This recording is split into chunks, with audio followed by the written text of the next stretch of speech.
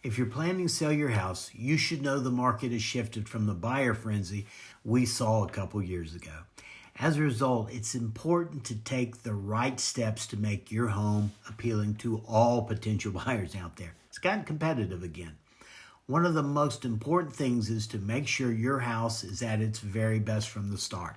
There are small projects that can quickly boost your home's curb appeal in addition to the more costly, bigger renovations. Just keep in mind, not all renovations have the same return on your investment. Watch your dollars.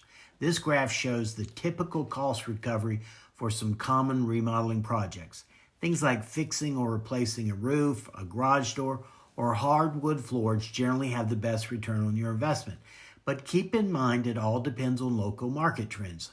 That's why it's so important for us to work together before you start on anything, so you know which updates have the biggest impact in our local market here in the beautiful Blue Ridge Mountains of Northeast Georgia and Western North Carolina.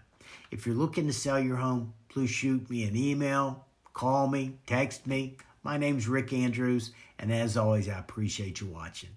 Thank you so much.